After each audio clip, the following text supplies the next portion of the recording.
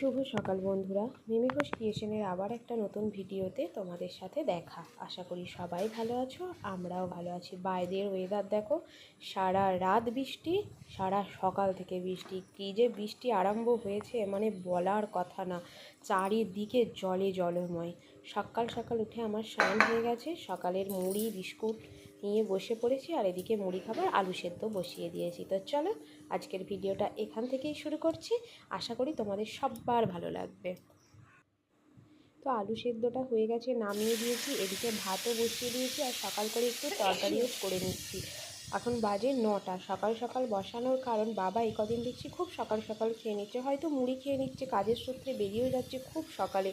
6টা 6:30টার সময় বেরিয়ে যাচ্ছে, তাহলে মুড়িটাও সকাল করে খাচ্ছে, 11:30 12টার মধ্যে ভাত খেয়ে নিচ্ছে। তাই সকাল করে যদি রান্না না হয় বাবা এসে ভাত পাচ্ছে না, ওই জন্য আমি চেষ্টা করছি যতটা পারি সকাল সকাল রান্না করার। মা তরকারিটা কেটে দিচ্ছে সকাল সকাল, তাহলে আমার সুবিধাও হচ্ছে। আর এখানে তরকারি হচ্ছে ডাঁটা, আলু, বেগুন, গাজর, কাঁচকলা সমস্ত রকম সবজি দিয়ে একটা তরকারি। এতে বড়ি দিলেও হতো, আমি আর বড়িটা দিইনি। তো এটা আদা সমস্ত মশলা দিয়ে আগে করে নিয়েছি, সেদ্ধ হয়ে গেছে। এরপরে টমেটো, পেঁয়াজ আর অল্প একটু রসুন দিয়ে সম্বুরে নেবো, তাহলেই হয়ে যাবে তরকারিটার। আজকে একসাথে আর মুড়ি খাওয়া হলো না, ওর কাজ পড়ে গেছে, তাই ও সকাল সকাল মুড়ি খেয়ে বেরিয়ে যাচ্ছে। বাজে এখন 9:30। আর আমি একটু পরে খাবো, কারণ সকালে তো একবার মুড়ি খেয়েছি, তাই একটু পরে খাবো। তো ওইদিকে তরকারিটা সাদলানা হয়ে গেছে, আলু সেদ্ধটা এমনি শুধু মেখে রেখেছি, যে যার পরিমাণ মতো নুন তেল দিয়ে নেবে।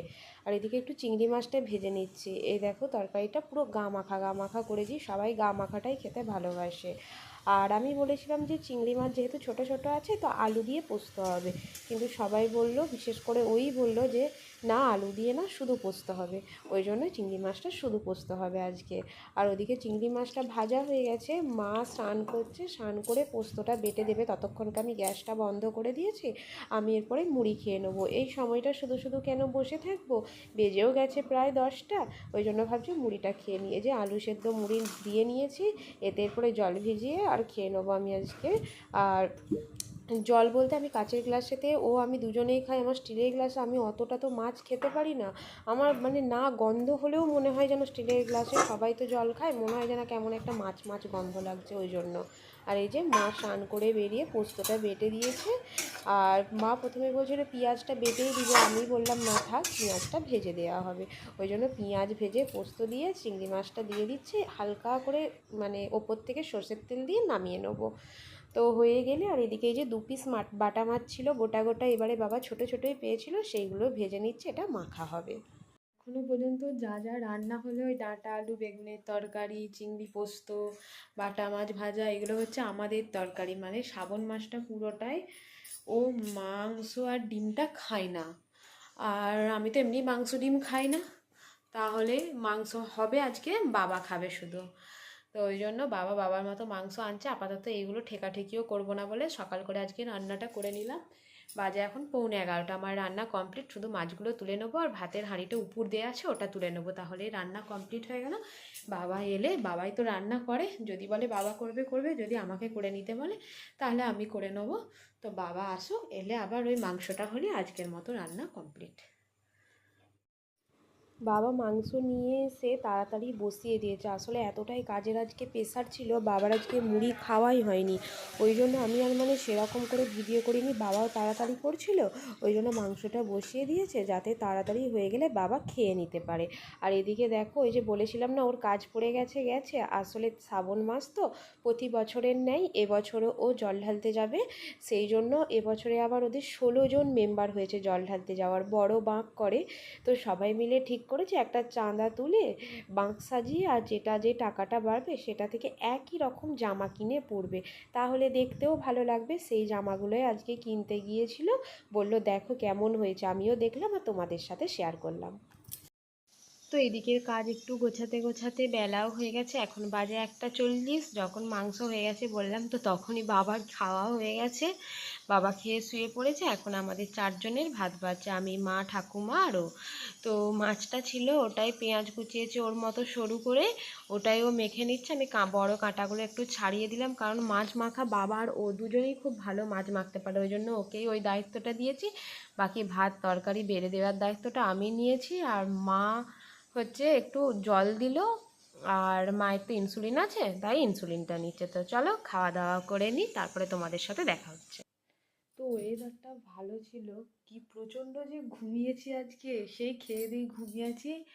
প্রায় 5:30টার সময় চোখ লগড়ে লগড়ে উঠেছে। আর সারাদিনই তো বৃষ্টি হচ্ছে, কদিন তো বিকালে বাড়ির বাইরে বেরোনাই যায়নি। তো ও একটু এই গেল বাইরে দিয়ে, এখন একটু বৃষ্টিটা থেমেছে।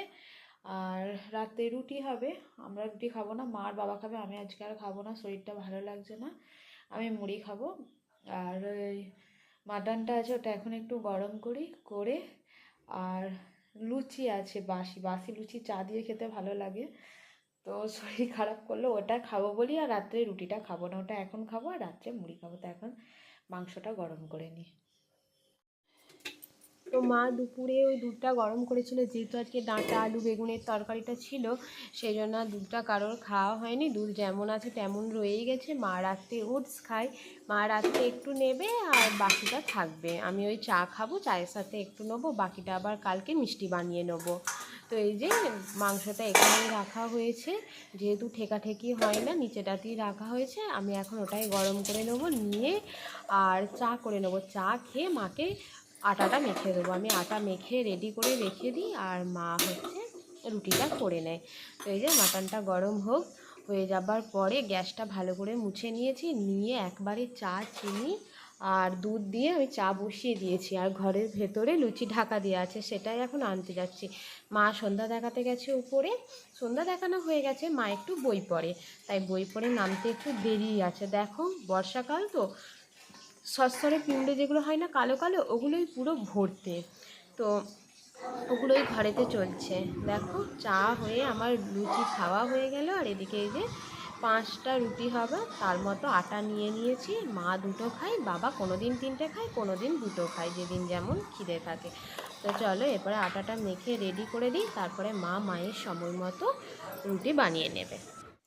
তো মা এই যে এদিকে রুটি বানাচ্ছে, আর একটু বাঁধাকপি কেটে দিয়েছিল, সেটারই পকোড়া বানানো হবে রাতে মুড়ি খাওয়ার জন্য। আমি সেটা মেখে রেডি করে রাখছি, যেহেতু পকোড়া হবে বাবা শুনেছে, তাই বাবা তো আজ মোটেই 3টে রুটি খাবে না, 2টো রুটি খাবে, খেয়ে 2টি মুড়ি খাবে। একটু হলুদ নুন একটু জিরে গুঁড়ো, কালো জিরেটা থাকলে ভালো হতো, আর কুসুম বাবারও খেতে চায় না, নাহলে এতে কুসুম দিলেও খুব খেতে ভালো লাগে। আর একটু খাবার সোডা সমস্ত নিয়ে মেখে রাখছি। তো এই যে এদিকে তেল গরম হতে দিয়ে দিয়েছি, অল্প একটু বেসন দিয়ে যতটা পরিমাণ বেসন লাগবে সেটাই নিয়ে নিয়েছি। আসলে বাঁধাকপিটায় যেমনি নুন দিয়েছি তেমনিতে জল বেরিয়ে গেছে, একটু বেশি লেগেছে। আর এতে একটু মানে লঙ্কা কুচিয়ে দিলেও ভালো লাগবে, কিন্তু বাবার মুখে লঙ্কা পড়লে ঝাল হয় বলে ওই জন্য আমরা এটাতে লঙ্কা দিলাম না। তো চলো এগুলো হয়ে গেলে এরপরে আমরা খেতে বসে যাব। এই যে রেডি হয়ে গেছে, আমরাও এরপরে খেতে বসে যাচ্ছি। মুড়ি নিয়ে নিয়েছি, এরপরে পকোড়া নিয়ে নেবো। আর শেষেরগুলো রেখে দিয়ে আমি বাথরুম চলে গেছি, মাকে বলে যেতেও ভুলে গেছি, এসে দেখছি পুরো খরা খরা হয়ে গেছে, ওগুলো আর কেউ খাবে না। তো ওই যে ওপরে যেগুলো আছে ওগুলো, তো ওগুলো খরা খরা হয়ে গেছে, বলে যেতে ভুলে গেছিলাম বলে। তো চলো এরপরে খাওয়া দাওয়া করে নিই। আজকের ভিডিওটা এখানেই শেষ করছি, যদি ভালো লেগে থাকে তো লাইক কমেন্ট শেয়ার আর অবশ্যই সাবস্ক্রাইব করে দিও। টাটা, গুড নাইট, দেখা হবে আবার পরের ভিডিওতে।